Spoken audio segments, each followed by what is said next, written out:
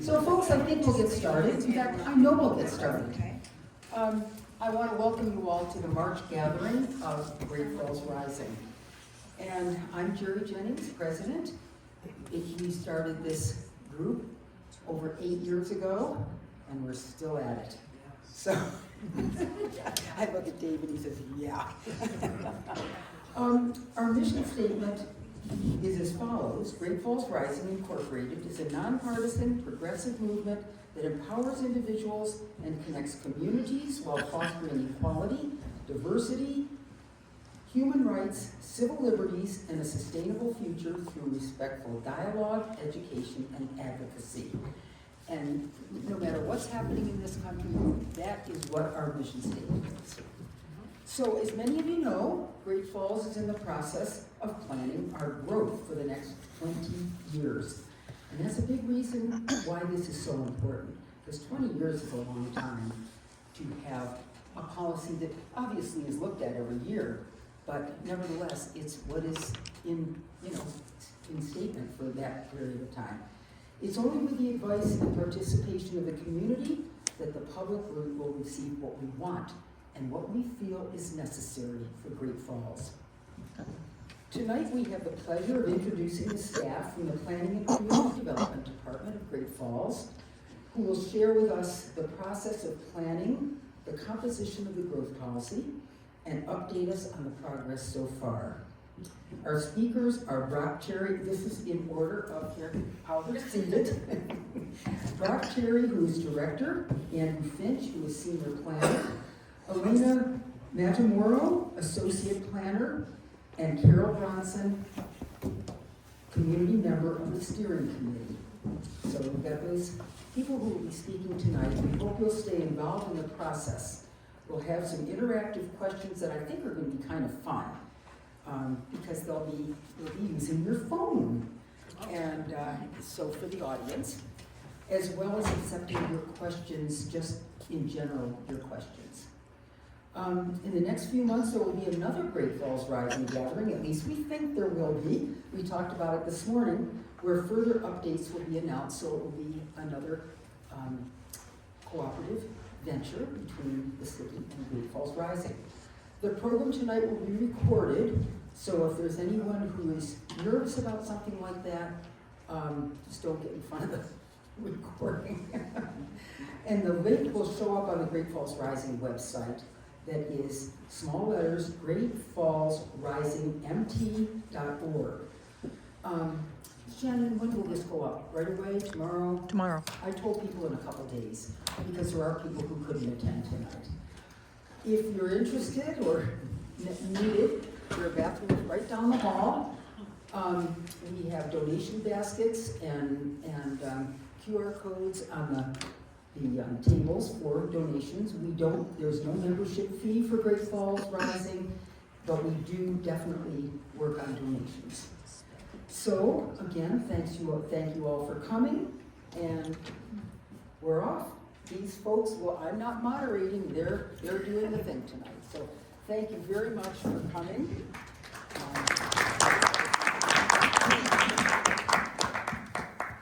Well, I guess we gotta start what we're doing. So thank you all. We're so grateful to be here today. Man, what a community to be in, who gives us opportunities to reach out. This is one of a multitude of different groups and events that we've been able to speak to and educate concerning the growth policy. And we're going to have a lot of fun today. We're going to talk about what the growth policy is, the feedback that we're receiving so far, and how you can continue to engage in this process. So to start off, Elena is going to give us a brief tutorial in one of the mechanisms that we're using today to collect your feedback. Okay, so we're gonna use a program called Slido. So if you have a smartphone, you're gonna scan the QR code as the easiest. Otherwise, you can go to the slido.com and put in the code. Once you scan the QR code, you don't need to scan it on every question that we give you. So if you just open your web browser back up, it should have the next question as we go along. So if you scan it on the first one, you should be good to go. And once you scan the QR code, the question on the screen should be the same one that shows up on your phone. So we're gonna start off with a fun, lighthearted, positive, hopefully, question of if Great Falls had a theme song, what would it be?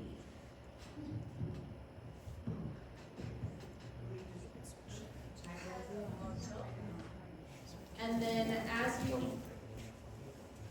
and then once you get the question up on your phone, you can type in the answer, you'll hit enter, and it'll come up on the screen as in real time as you type it in. So you'll be able to see everybody's answers throughout the evening as they come in.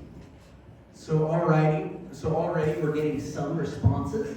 If you can't see it, we have Same as It Ever Was, Idiot Wind, Rolling on the River, Play That Funky Music, White Boy. I've got High Hopes.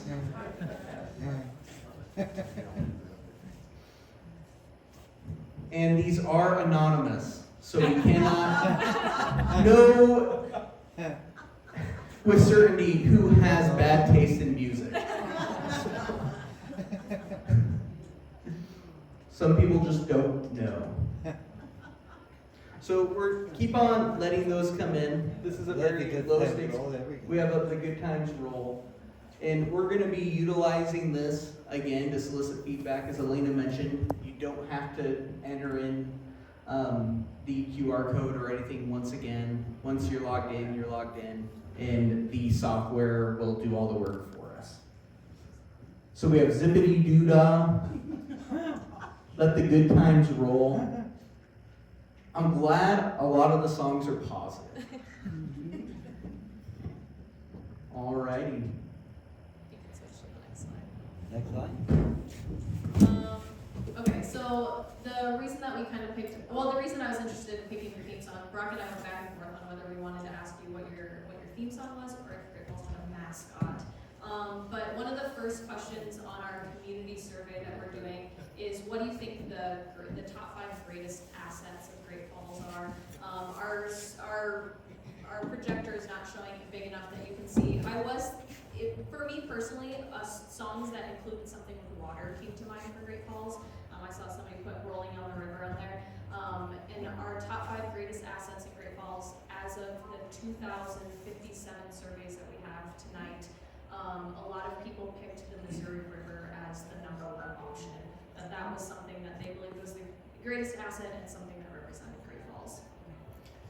Who has taken the survey? The Future Great Falls survey. Come on! Can we still do it? You can still do it. So the survey is going to be open until March 31st. The survey is one medium that we're using to collect feedback. We've had a lot of success. We're at how many responses so far, Elena? It's 2,057, I think. So the survey is open until then. If you have already filled out the survey and your feelings about your responses has changed since then, you can still edit your responses. So not only can you take the survey until the end of the month, but you can also edit your responses. The survey, we have David right now who's passing out some QR codes, but if you go to futuregreatfalls.com, it's right there on the landing page. It's the first thing that pops up. I ask you to please take it. The survey is approximately 30 minutes because we're trying to plan for the next 20 years. So comparatively, it's probably not enough time. Note that we have also had local businesses provide us gift cards and whatnot as incentives to finish the survey. And the city has pitched in as well. One of the things that I think is really fun that is a prize is free parking downtown. A get out of jail free card. You still have to park in a parking spot. So please share that. It's one of the means of communication and public feedback that will be invaluable as we move on to next steps. Next slide, please. So the growth policy is really based on land use and zoning. The growth policy is the foundation of what do we believe are the goals, the objectives concerning the things we value most in our community. And what we do is we take that, and that informs land use and zoning. Land use and zoning is all about what do we do with our property and what does it look like. It's insanely important. And not only does it have those ties, but the way that we collect taxes, everybody's favorite thing, make sure you get them done before the 15th. Land use and what is built influences the taxes that we collect, all the way from single-family residential to higher density to commercial, industrial. It's all interconnected. So it's very easy to think that the growth policy is just some policy document that we're doing to check off a box that the state requires that collects dust. But the second and third order effects of the growth policy, how consequential this development, this document is seismic in the outcome that it means for our community. So it's a big deal. I have a lot of shaking heads. I definitely knew coming into this that we were probably going to have a lot of people that are educated so far as what the growth policy is. It's a 20-year policy document that typically speaks to land use and zoning, but is also considered for other policy decisions that the city makes when it comes to capital improvements, our budgets, investing, what have you. So any questions? Is anyone just very confused about what this is? Does everyone have an okay idea? Yes, sir. Is there limits on all this stuff, like, or is it unlimited? That's a great question. So what he asked is what the growth policy considers, and correct me if I'm wrong, is it unlimited in scope or is it fairly limited? And this is a question that we get a lot. So the growth policy is extremely broad. Let's go to the next slide. In that it guides future decisions, it serves as a legal foundation for zoning, and we use it to adopt and update subdivision regulations. But it is comprised of many different components. So in the growth policy, there will be a chapter on workforce, on housing, economic development, the environment, a chapter all about implementation of the growth policy. There can even be sections which are even more specified when it comes to historic preservation or public arts in our community. It can touch on a variety of different things. The value of the growth policy, though, is tying those things to real actionable goals and objectives that can happen. So what you want the growth policy to be, in my mind, as far as following best practice, I don't know if we have a lot of football fans, but we're all familiar with John Madden, right? Everyone knows John Madden. I love remembering how John Madden commented on games, because he's the only person I know that could get away by just saying what was happening. Like, the other team, they look pretty good. If they look pretty good, they're going to score points and then they're going to win. Whereas, we all know who Tom Brady is. If you listen to how Tom Brady comments on the game, it's very different because he's played the game. He gets into a lot of detail of this is what's happening, this specific thing. And I believe the time we are in doesn't need necessarily John Madden commentary. And these documents, they fall into that practice really well of gathering around these ideas that there's general consensus on, but they're extremely broad. Like, one of the goals in our past growth policy is let's be business friendly.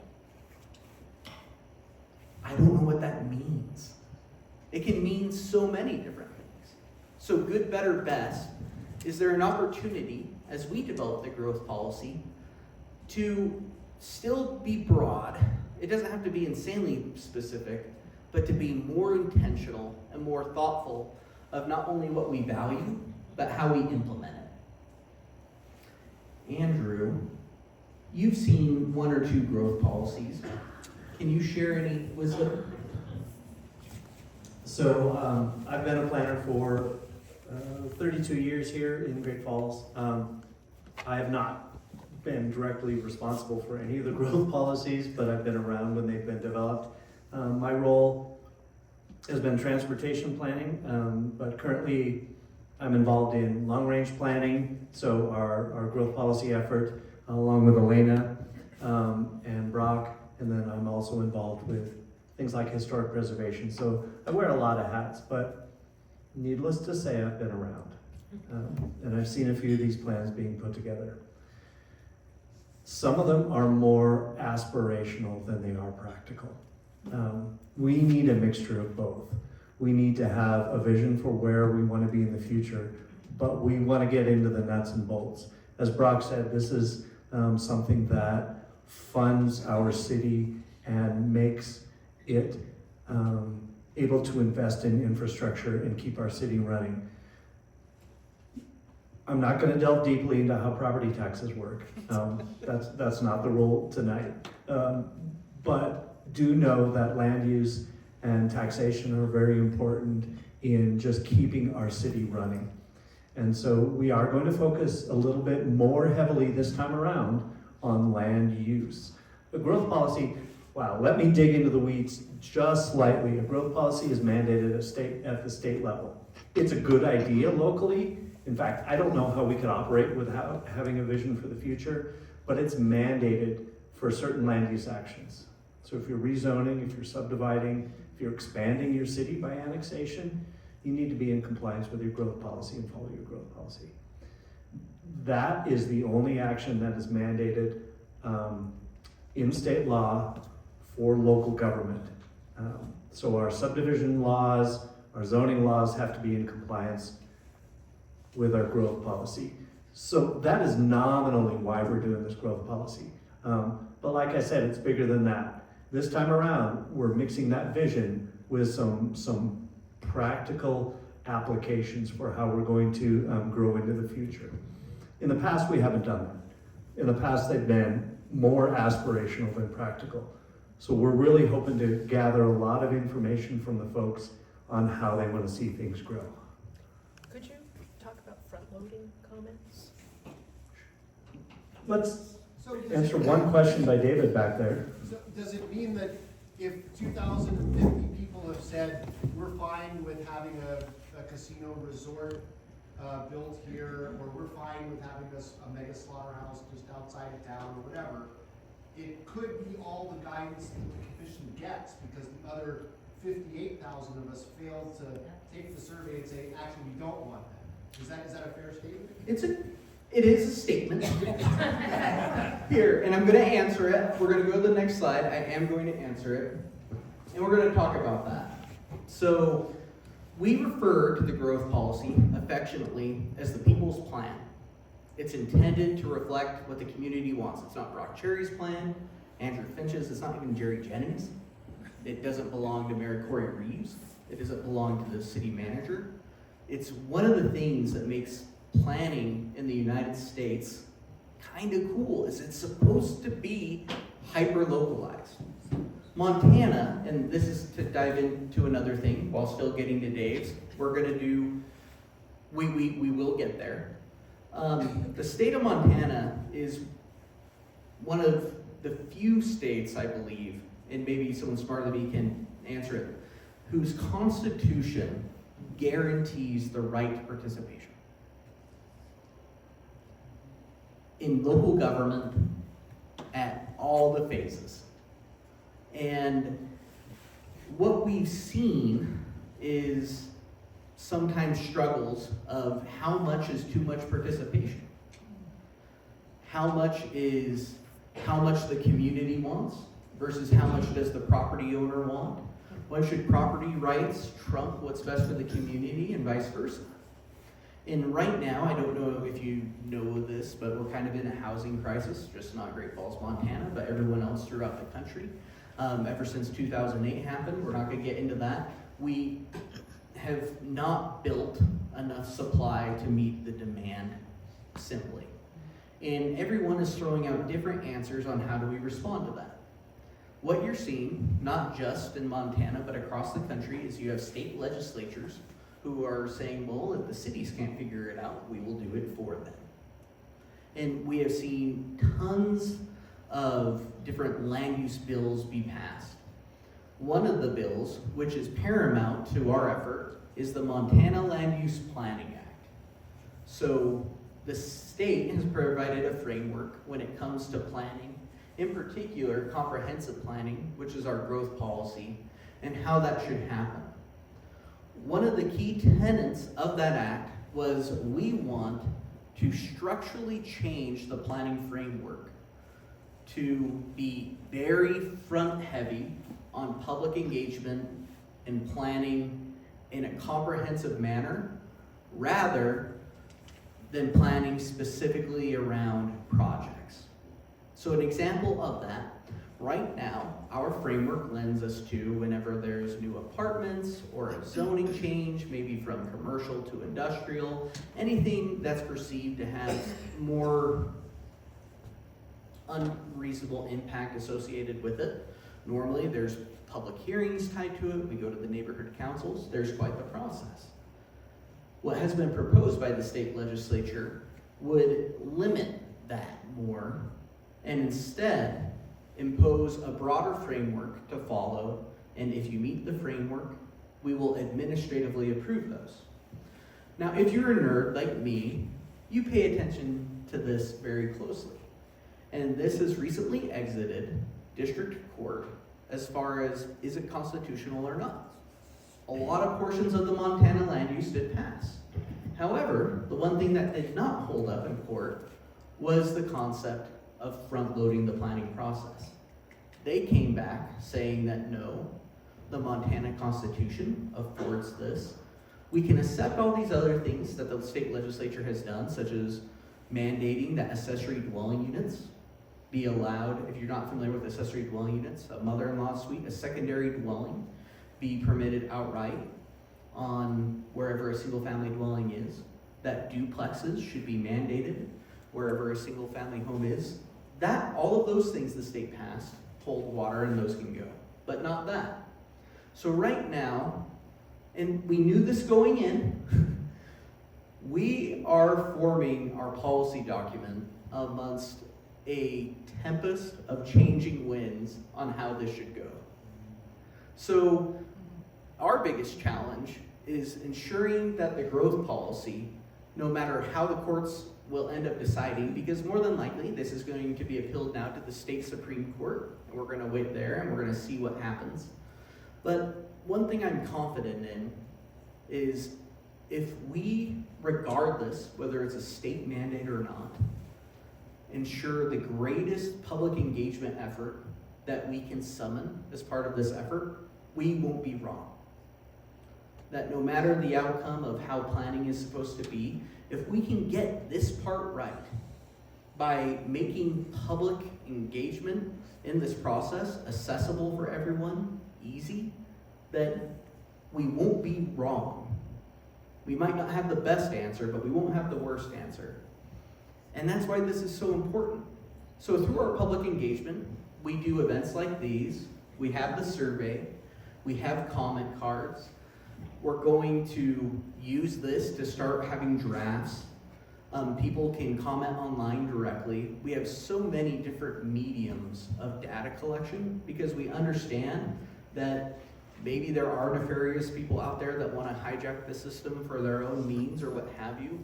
We have built-in systems of review that help to mitigate that. But it's important to know, and the beauty of the portion of the growth policy that we're in when it comes to just massive full court press public engagement is everyone gets to say what you want. And it all holds the same amount of water during data collection. Just because I may disagree with what someone says at this stage doesn't mean it's not included. We put a stamp on it. We tie a ribbon around it, we put it there, and it will be considered. So the public comment that you provide will indefinitely be part of our record. Now, the next steps of the growth policy become a little bit more difficult, where This is where we depend on our governing body, our Planning and Zoning Commission, and also our steering committee to some extent to take all of this public engagement that we're doing and begin molding it into policy. It's where we attempt to gain consensus as much as we can to create goals. So right now, phase one was last fall, last winter, where we were just preparing for public engagement. We had some stakeholder meetings with some folks. It was advertised to everyone, but it was really an opportunity for us to learn how to engage the public. We are utilizing a consultant model to help expand our capacity to do things. It was a chance for them to get to know the community before we really put ourselves out there. We wanted to prepare to understand what is the language of the community, what are the things that we should be speaking to or not speaking to, and what matters the most. And that's where we've been in phase two, is massive public engagement beginning in January, which is going to occur all the way until the end of March. Really the full court press public engagement, where we're just gathering before we start actually making things. That's not to say that there won't be public engagement and opportunities to comment throughout, but we have to get started somewhere. We have to start actually doing the things sometime. And with phase two ending here at the month, this is really the best time to give us your full, uncut, raw feedback of what you want. Because we're going to have to start drafting things and actually trying to create something resembling a plan eventually. And we will ask for your feedback then, but not at the same level that we are now in this very raw sort of period. Next slide. So Elena, can you summarize what we've done so far? Yeah, I mean, it's summarized pretty well. This is to date, so not including tonight, but between Brock, Andrew, and I, we've done 94 hours of in-person engagement, so that's presentations and discussions like this for groups and individuals. We went to Morningside Elementary at the end of January and had over 100 student comments that were recorded. We've done 64 presentations. Our media features are anything from radio to newspaper to television. So far we have 2,057 surveys taken. At the end of January we did 5 community workshops, and that was an opportunity for people to come to us in person, and we had mapping activities for people to write down all of their comments, be able to kind of specifically place where those belong to. And today we've had 27 Facebook posts. So we, like Brock, when he names it the People's Plan, we are really trying to do everything and anything within our power to be able to get people to respond to us, to give us feedback, to engage with us. Hopefully we're getting to a point where there's absolutely no excuse for somebody to come up with. We also have our fun phone in the back, so you can leave us a voicemail if you do not want to even write it down. And we will collect everything that you have to say in your tone of voice. And I'll get you to the next slide. This is like the smallest font I could fit on one screen, but these are all of the groups that we have met with so far. So I'm not going to read all of them off, but we have been to every single neighborhood councils, most of them twice now. We've been to the chamber, we've been to the realtors, we've been to public schools, we've been to Cascade County, we've been to the home builders, we've done the tourism board, we've done the Great Falls Superintendent Advisory Board. We're really trying to touch on every aspect of the community. The agriculture community we met with in January, the Exchange Club, we're here, we met with a group of veterans, with Commissioner Wilson this week. Brock is visiting the Pachyderm Club tomorrow or Friday, I can't remember. We're meeting with the North Independent Living Services community. So this is my pitch, that if you have a group of people that you think we have not met with by the end of tonight, please let me know who it is, because we will get them on the calendar. We will fit it in. This week we're also going to visit 6 hours of junior and senior social studies classes at the high schools as well. So I'm looking forward to hearing from them. Rob, do you have anything else to add? It won't be enough. It won't. Elena was interviewed very early on about our public engagement, and they said, what were your expectations? And I love what she said. She's like, well, we have like 60,000 people, so that's what it should be. And in a perfect world, it should be that. Our benchmark is to do more than the group before us did. And one of the portions of our growth policy will be reflecting on the public engagement practices that our predecessors have done before. And in a friendly spirit, not of competition, but trying to improve upon of what's done in the past. That's what we're trying to do. And I can tell you, compared to what we've done in 2013, it is exponentially more. Yeah, I think we had like 600 survey responses in 2013, so we have gone far above and beyond so far, which is awesome. Yes, Jerry. Have we looked at other communities in Montana? Because, you know, sometimes people say, I'm not gonna do what Bozeman does, or I'm not gonna do what Missoula does, but have we looked at them to see what positive results we could get in Great Falls? Yes, and Great Falls is actually a leader Good. in innovation. Yeah! That phone? No one has ever done that. And we did. How proactive that we've been going to different groups and making ourselves available. That's something that we're fortunate enough to do, that we have enough capacity to do that, because we don't get to do growth policy all day.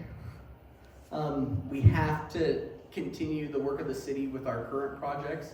Andrew is our transportation planner. It's something that we are fortunate enough to have the buy-in from our governing body that this is important. You will make time for this. What about retired groups?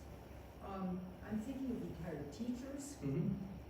There are groups in Great Falls, I'm not involved in them, but they're called PEO, and they're women's groups. And there are a lot of retired teachers and other work situations with those groups. So you want to know what makes this list so cool? And it's the story behind it. The majority of these interactions, I'm willing to say probably 90%, is someone from a meeting like this taking the initiative to be like, Brock, I have this group, this is when it is, be there. And I'll have my people. That's the power of Great Falls.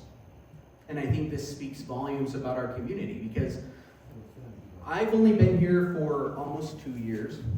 Elena, a little more. Andrew, A little more. a little more. But this says more about our community. Yes, we've applied a lot of effort. I love the pats on the back. I will take them.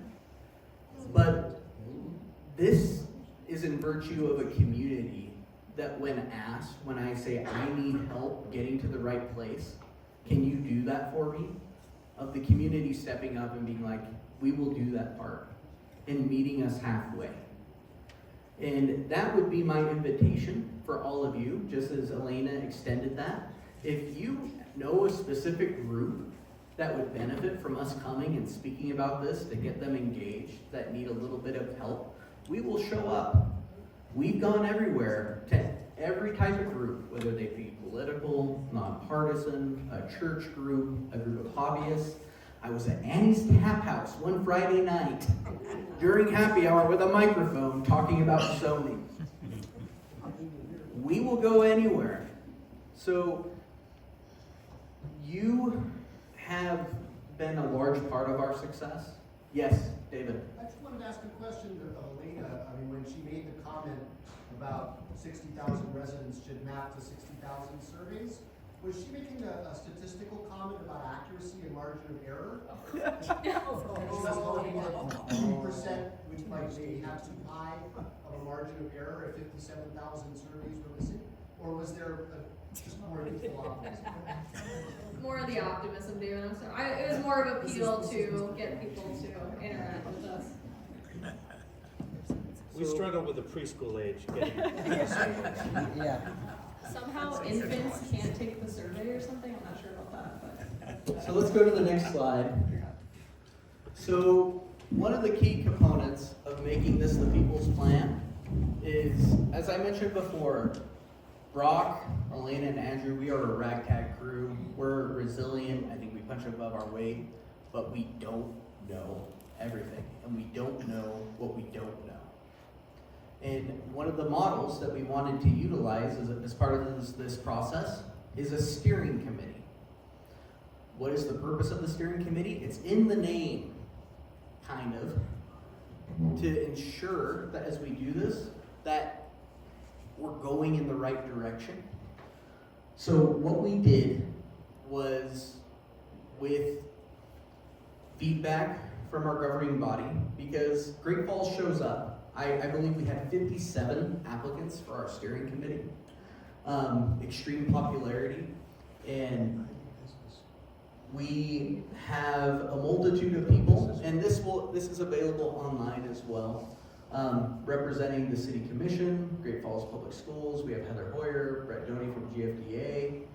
We have people from the business industry, such as Mike Callahan, Brian Kaufman, Abigail Hill from Public Health, people representing the development expertise in our community, a whole different multitude.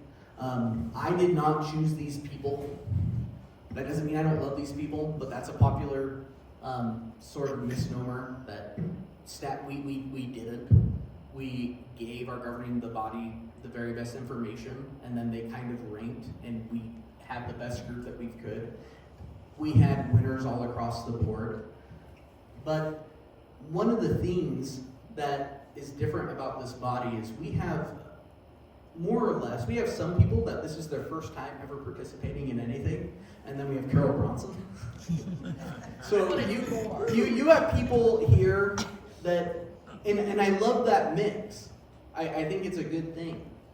But we also have a lot of people who are top A personalities, doers, and they have not, in the traditional sense, been activated as they've been activated before. But instead, being a canary in the coal mine.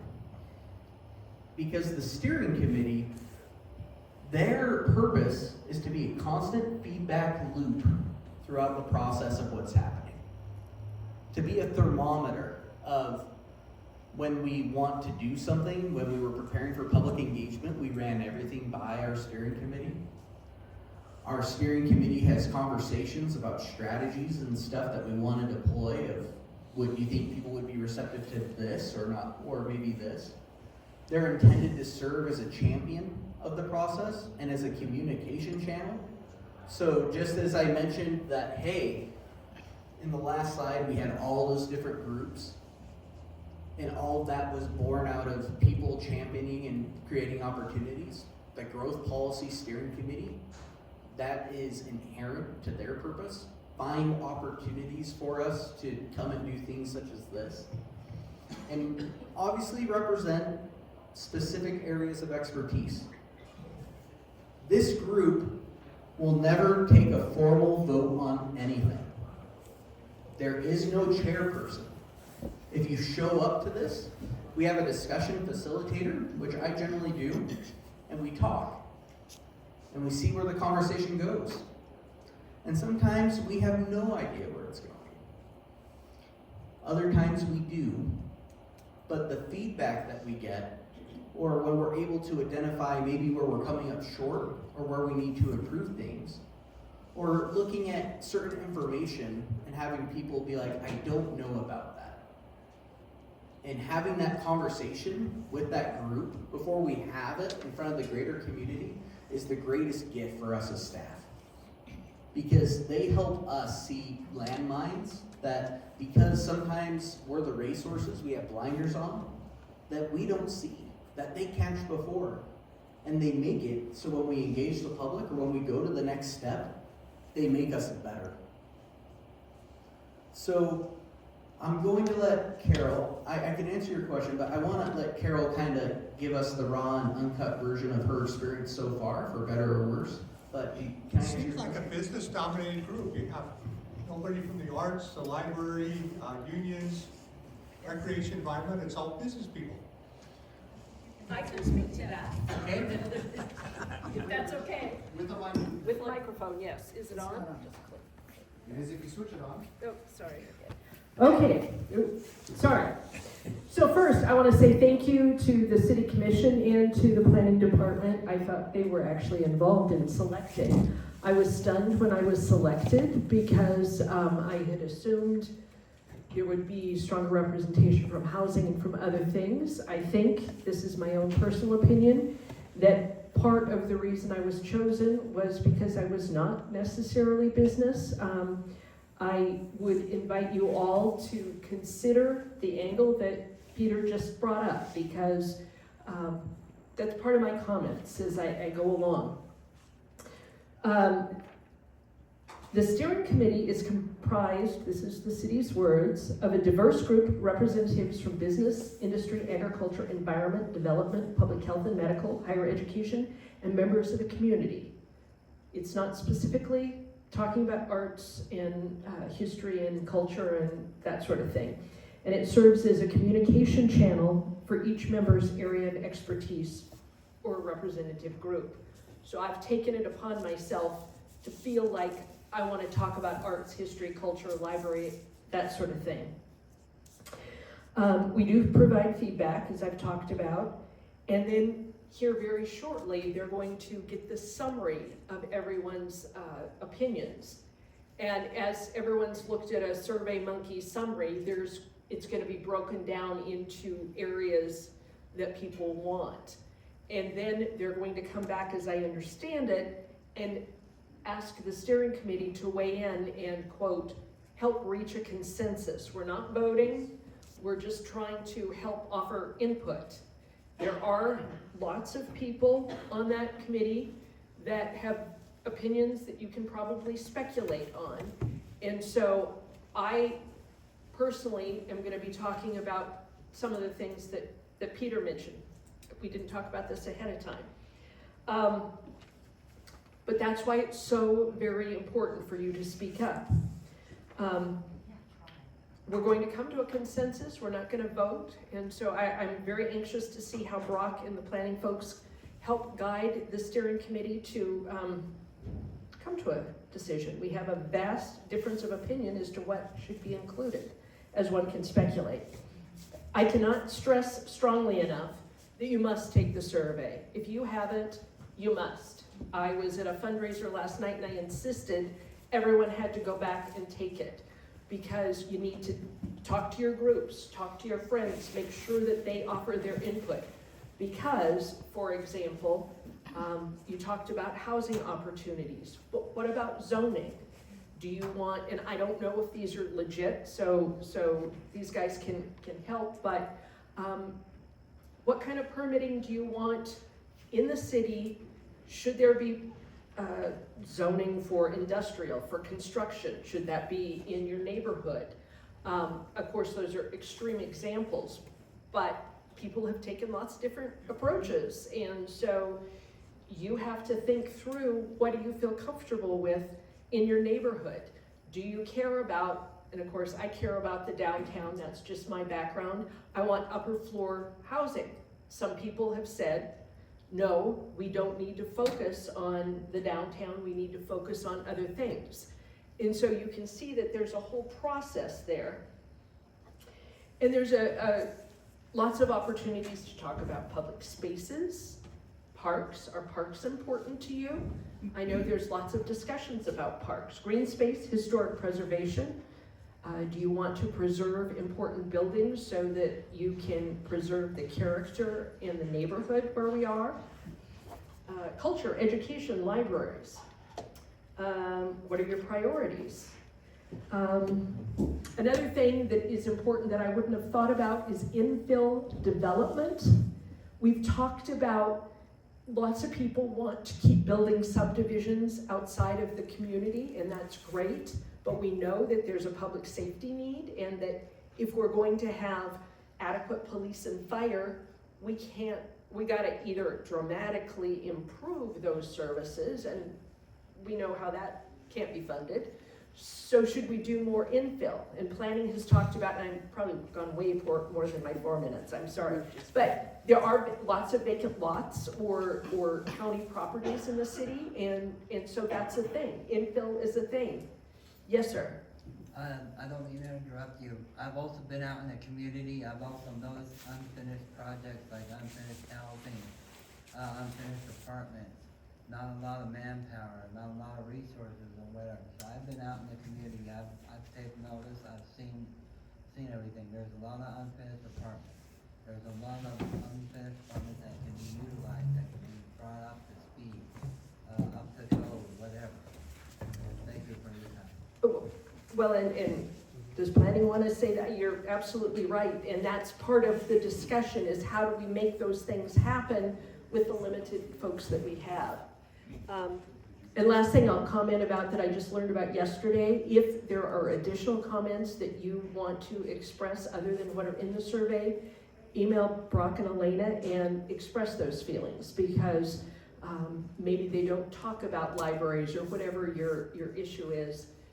Please say everything you want to say. This is a critically important opportunity for our community. And we have comment cards back here as well. Thank you, Carl.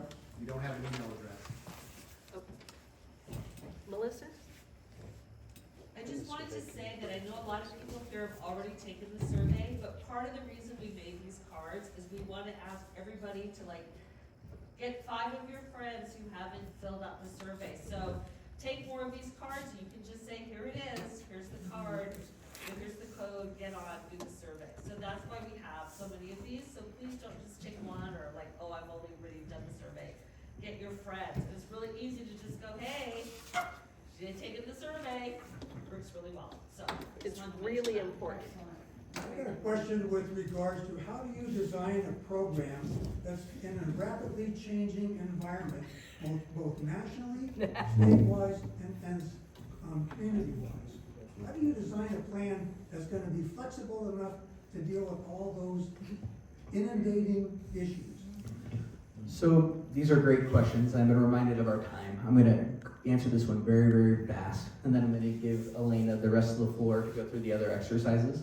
But one of the things that we're supposed to do that we've been historically bad at, and not just us, but every city across the country, is these plans are supposed to be reviewed. But guess what? There's no stick for not reviewing it.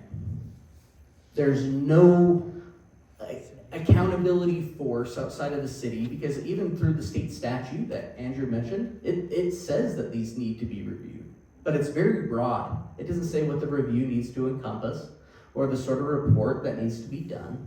And in order for these to be nimble in an ever-changing society, they need to be worn out and in our hands always. And we need to take that annual review seriously. So one of our big things going into this is building into the plan a realistic framework that we can be accountable to ensure that this is reviewed and create a system where we can go to the governing body and say, all right, this is what we found, these are the changes. Maybe we had this event happen or this event, or maybe we need to look at rearranging some things. But that's going to be instrumental in going forward with this, is not only completing it, but ensuring that we take that annual review seriously. One more question with that, regarding that. How do you then address the need in the city that needs to have more industry, but the community only wants slow growth? They don't want to get so much growth that it inundates us, that we need to have more police protection, more fire protection. That's where Andrew was talking about, where historically these documents can sometimes be too aspirational, where it's all frosting and no cake. It's all, I want only single family homes, and I want an Olive Garden, and I want no crime, and I want to have Central Park behind my house. And you can make that on SimCity. I did when I was a kid. And the roller coaster. And the roller coaster. We need to come at this with a very realistic point of view. We have to understand in our community, it's not all sunshine and rainbows.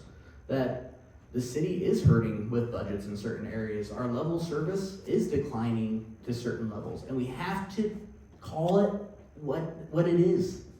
And in speaking to the city manager, he's like, Brock, can we have a Get Real chapter? And I don't know if it's going to be called the Get Real chapter, but when we speak to hitting that ratio, because it still needs to have some dreaming in it, there still needs to be some aspiration, but getting that yin rate, that yin yang ratio right of reality and aspiration is going to be key to our success. Yes, Jerry. Well, with all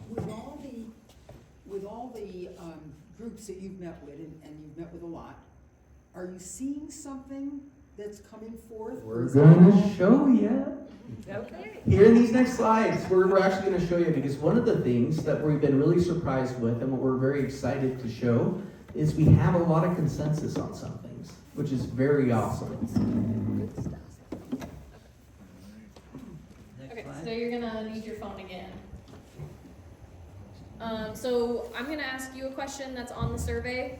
By the way, this does not count as you taking the survey. So, and then you can hit it, the next one. And then I will show you what the current results are so far, and you can see how your group or you individually line up with what the community is looking at right now. You can hit the next slide. Woo!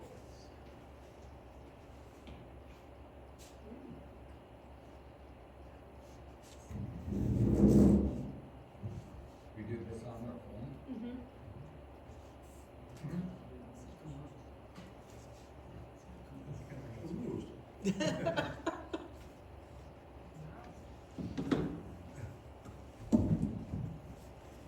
Remember, nobody knows what your answer is, so vote your conscience.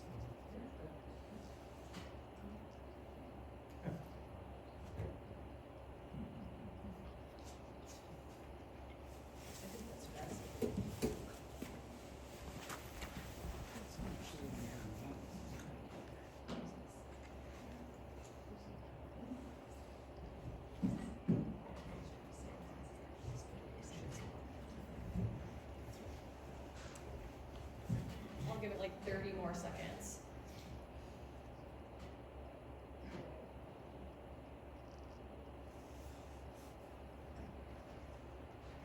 Alright, you can hit the next slide. Okay, so you guys are pretty on brand with what the survey is saying right now. So a majority of people, a little over 50% of people think that Great Falls currently is growing too slowly. A little less than 40% think it's just right. These were graphs that I pulled off this morning. I haven't gotten enough survey responses within the last 6 hours to change anything, so I'd say it's pretty accurate. And less than 10% of people in Great Falls think that it is growing too quickly.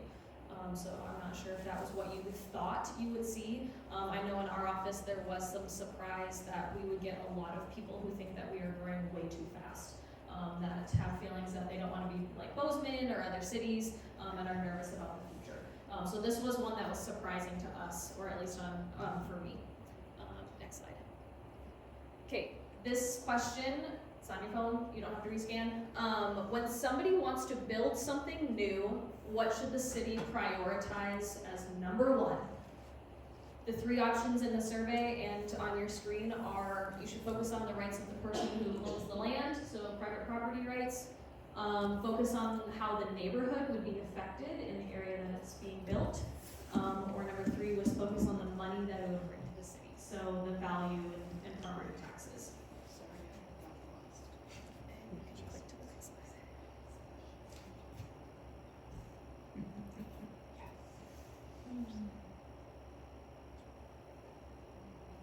Sorry, guys. I'm only in the middle. Carol Brunson, everyone. So sorry.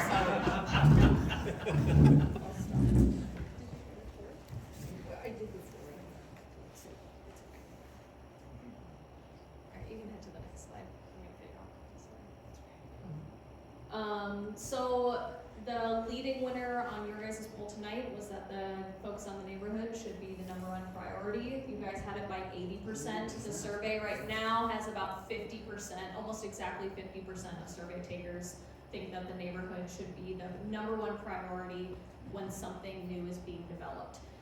And just to give you some insight on some of the questions that are not up there tonight, but are in the survey, is there's some questions about different types of commercial development and things like that that people would like to see. The number one response right now after, this is for commercial development, number one response right now is they would like to see more downtown development, and then the second highest response is neighborhood commercial. So we heard a lot of people in the survey and through our community workshops that we did at the end of January that people would love to see more commercial development within their neighborhood. So that neighborhood coffee shop or grocery store or things like that. So that kind of goes in line with maybe what this response is they would still like to see their neighborhood thought of when those things come forward if they do. Next slide. This one's a fun one. So if you heard that a small apartment or townhome building with like 3 to 4 units was being built near where you live, how would you feel about it? It ranges from, I'd really like it, that would be wonderful, to absolutely not in my backyard. And I will give you a chance to pick your answer. You can go to the next slide.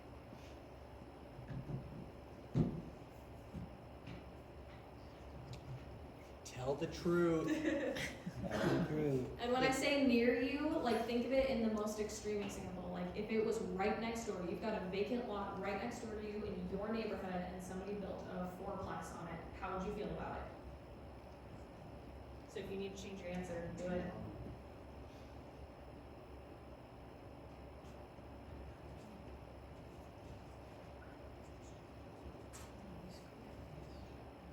You can send it to the next slide.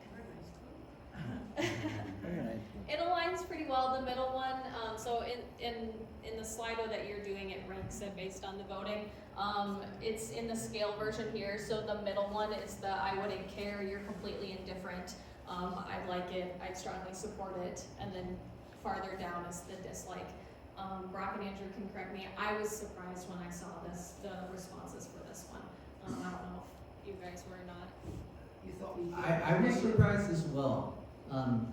I think this says volumes about where we're at.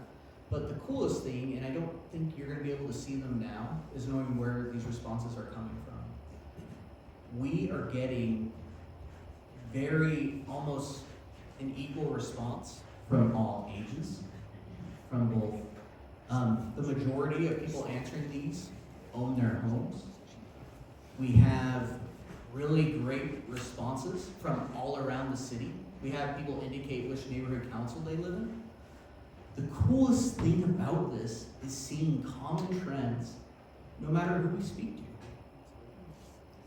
It's awesome because this sort of feedback is the feedback that I think our community will need if the commission sees it and if the people see it to probably do things that we've never done before. And this is the coolest thing, is know that yes, you may be a little bit different, maybe a few percentage points off, but this response is very similar no matter which group we speak to. So can you relay that sequence of how the responses were one more time? Right now? Yeah. Can you repeat the question? Yeah, he wanted me to relay what the order or sequencing is. So at the top is the I'd really like it, you strongly support it, absolutely. And then the second one is I'd like it, it's fine, that's good. The middle is I don't care, I'm completely indifferent. I dislike it and I strongly oppose it. So is the indifference segment of the population, is that telling you folks that, hey, we can do whatever a planner wants to do because the majority of people don't care? No, not at all. Because when you take these comprehensively, if you recall, one of the questions we had before was, what should we prioritize? And a lot of people are like, think about the community. But I do think that there might be an opportunity, for example, do we outright permit fourplexes? So right now, when you do that, you're gonna have to go to the neighborhood council, you're gonna have to go through your public hearings. It's kind of a ragamuffin. Public engagement is built into it. But maybe based on feedback we receive, We can be very intentional with areas where maybe it could be outright permitted. And if it is outright permitted, maybe we can create standards that if the developer chooses to follow them, that they can get through the permitting faster. Maybe that is an option. So planning is more than just, do we Yes or no? let loose the dam or not, but it's taking this feedback to think about Great Falls solutions that aren't blanket solutions, which are catered to our unique character and our community, and ultimately what the community wants. And I would say like, kind of overall with this process of doing public engagement, like Brock mentioned earlier, I've not lived in Great Falls my whole life, my very long life. I moved here 5 years ago, and I came from the Minneapolis area. So for me, in the setting of being in the Planning and Community Development Office, it's very easy to hear loud voices in our community that may not align with what the whole community is really thinking and feeling, right? So for us, so when I say that I'm surprised to hear that, I'm not part of every single group in Great Falls. I haven't been here long enough to have a history of what things were or how they went or how people felt before. So when we have kind of the same people or the same groups speak up for every single thing, that can become the narrative that we hear often. And like I said, very loudly. So that's kind of like, again, we've harped on it over and over and over again. You have to engage with us. You have to take the survey. You have to get other people to take the survey. It's very easy to get caught in the echo chamber that you exist in. And the same goes for us. We see the same people in and out of our office or in and out of commission meetings every single week. So that's just my kind of soapbox speech. But I got one, oh, sorry, yeah. I just want to say it's really pretty heartening that, okay, so I don't mind one way or the other, the big one, but then the two above, if you combine them all, that's a lot. And say Yes. yes, that would be fine. Yeah, absolutely. May I have a question for Andrew? The question is how much more, roads cost $1 million a mile practically. So how much more? More. Well, yeah, more. So how will expansion of Great Falls impact the need for better roads, and how much will that cost in the future? Well, I know you can't give me a direct answer, but still. That's $1 million question. More than. Yeah. That's what we struggle with every day. So I think we had a question earlier is what do we focus on? Private property rights, how much it costs the city, or if development we should consider how it impacts the community. I mean, we have so many things in our professional lives as planners that we need to consider when we're talking about growth and funding. Two things: what we already have, and then what it costs to physically grow the city are things that keep us up at night. So we don't have an answer to that, but we think about it every day. And we hope to have some guidance on priorities when we end this process. There will be some guidance on how we prioritize and how we pay for growth. We definitely will have a section talking about how we pay for growth. And just to follow up on Ron's question, I've visited working sessions at the city commission where the debate comes up, should we even bother to put a levy in front of the citizenry around X, Y, or Z? And at no point have I ever heard in the 6 years I've lived here, let's refer to the growth policy and see if there's any guidance in there about whether or not we should ask the citizens of Great Falls, the homeowners, right, to pay more taxes to, repair the roads before we do this other thing, or fund, public safety. And my sense is to answer Ron's question is, this gives them some input in that discussion when they go to discuss bond measures and levy measures, which they haven't had in the past. That's a really good point. It won't have the answer, but it will provide some guidance for our decision makers. I will note that they are not obligated. The only legal obligation they have in state law is to follow the growth policy for guidance on land development issues. But it will have a lot of ancillary issues. Public safety is related to growth. So it will have some guidance on how we pay for expanding services. I don't want to delve too deeply into this because I don't absolutely know all the answers. Next meeting. Next meeting. Maybe down to one working microphone, by the way. That could be valuable. Sorry. You can go to the next slide. Yep. All right, I've got one more. This should go pretty quick. It is, in your opinion, what economic drivers do you believe have the greatest impact on the Great Falls economic vitality? On this one, you can pick up to 3, which is the same in the real survey. Next one? Nope, you're good right here.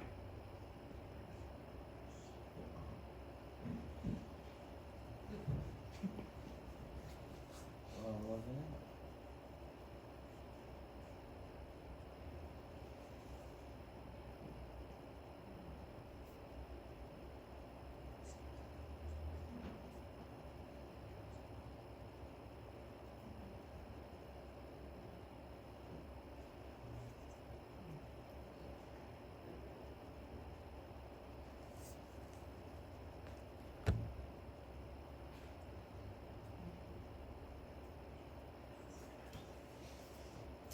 It's fun to watch it change. Yeah. Yeah.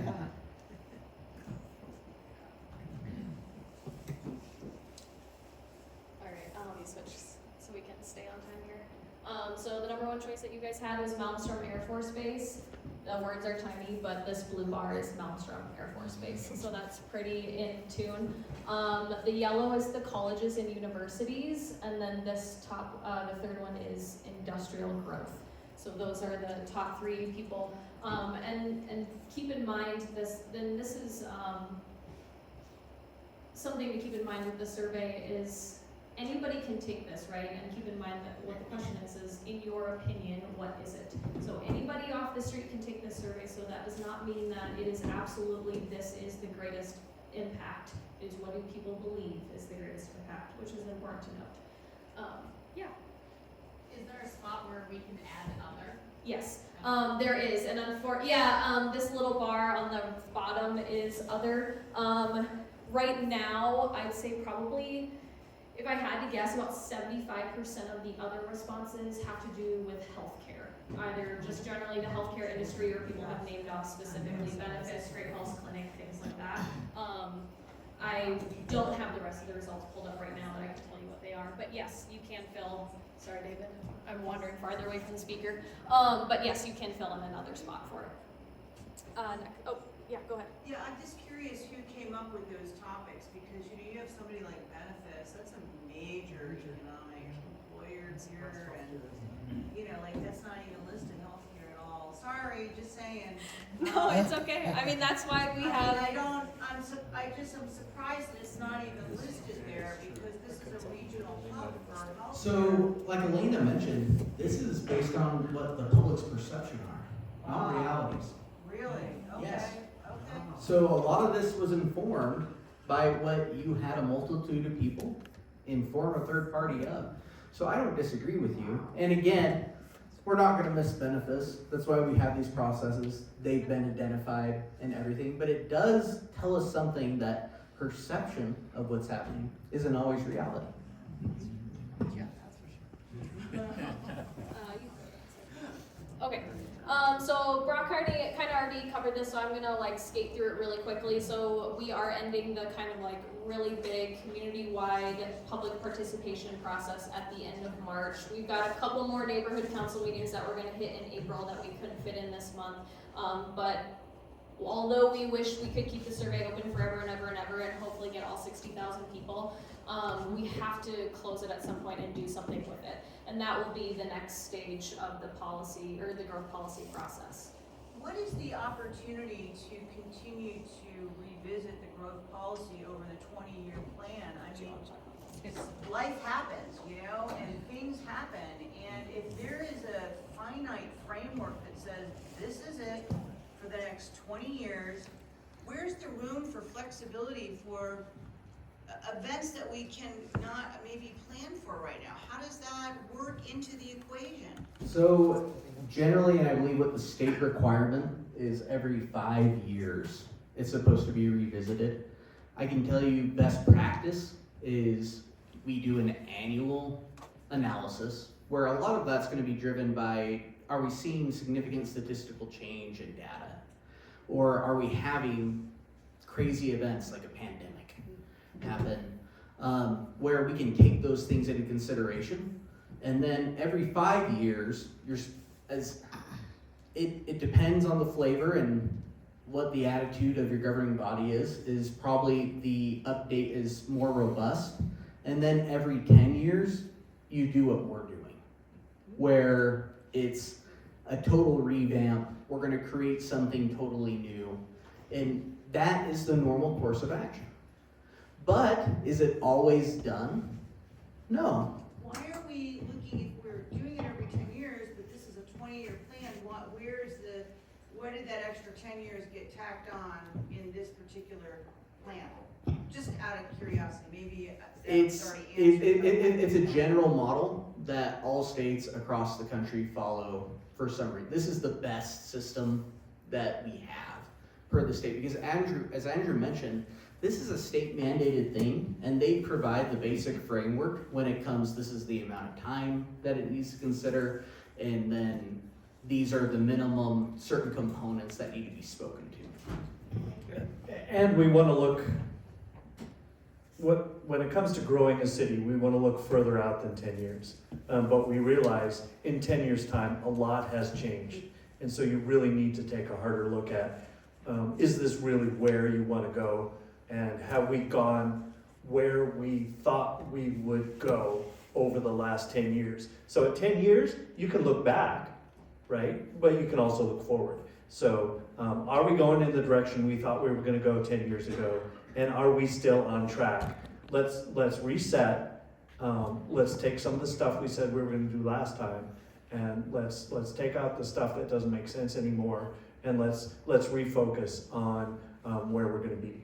So 10 years isn't long enough when it comes to growth of a city, because it takes a long time to build infrastructure, to repair roads, to come up with money, to get the ball rolling on some of the major things that you say you're going to need. So it's a 20-year horizon, but you really want to revisit every 10 years. Thank you. No, Just thank you like, very much. we could also go back to 20 years and revamp what has been taken away or been left out, Yes. and make it even better. So along that line, if you would have asked that first question, instead of what song, what book or story, I would have given you my pat answer, which is Great Falls is the Rip Van Winkle city of Montana. Because I've lived here almost 70 years, and Great Falls has not changed that much, especially in the last 50 years. Yep. But instead of Rip Van Winkle being asleep for 20 years, Great Falls, up until the last 10 years or so, has really been asleep. Because I haven't seen much growth, and then suddenly, to the north, the Bootlegger Trail, I used to drive that all the time going out to the farm north of Ben Lake. All those houses there. To the west, all the way out towards Cascade. My question is, have these changes, and then south and east, I mean, all around the city, it's just burgeoned. Has there been a real sequential planning to what has happened outside of what was Great Falls proper in the last 10 to 20 years? What? Everyone looks at Andrew. So we are going to figure out how to work that metaphor into the plan. I consider that a challenge because it's probably one of the best metaphors that I've heard so far on the road. So I applaud that. Has there been planning that has occurred? Absolutely. Has there been planning that's occurred? Well, and to say there's a difference, has it occurred and then has it happened according to plan? I don't think a lot of things have gone according to plan in Great Falls' history. I think a lot of the attitude of what we were supposed to be is different, yes. Well, I just want to say I'm brand new to the community, and I'm coming from a very populated area back in Vancouver, Washington. And if I'm coming into Rip Van Winkle, I feel pretty good about being on the cutting edge, because Pat and I live up in a brand new bootlegger area where they are also building fourplexes. There's 2 new fourplexes going up there alongside single home family and townhomes that we are in as well. So I'm feeling pretty good about that if I'm in the new neighborhoods. What? Good point, good observation. Sorry for another question, but the change of staff in the city government, how does the plan go forward if there's not support by that new director for that plan? And I'm getting a look, but I will answer that last question. It belongs to you. This is your plan. It is up to you whether or not the community is going to be accountable. It's up to everyone that takes part in this to realize that your participation doesn't end with the survey. It doesn't end as we're drafting it. It doesn't end when we adopt it. That's when we're just getting started. It's up to you to see that the goals and objectives are fulfilled. And I challenge all of you, go Google 2013 Great Falls Growth Policy and look at the goals and objectives that have been listed in that plan. There are dozens. I can tell you that it's few and far between from the meetings that I've been to where we've had residents, constituents, hold accountable, whether it be the governing body or staff, of are we doing what the plan says. It is the greatest receipt that the public can establish for those that govern you on what your expectation is. Amen.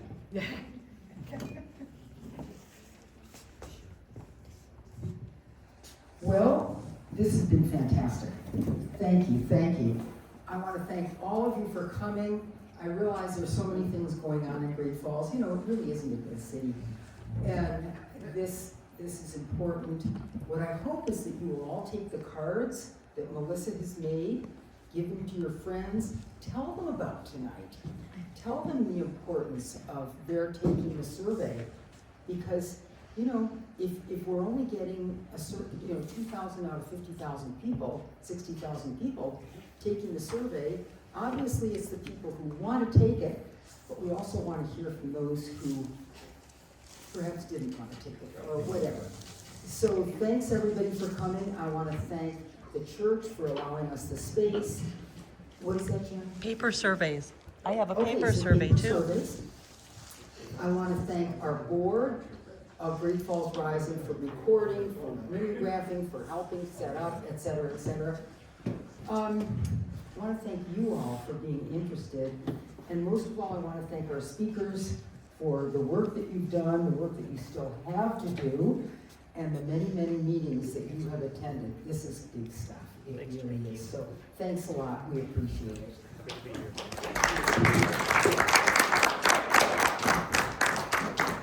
So there's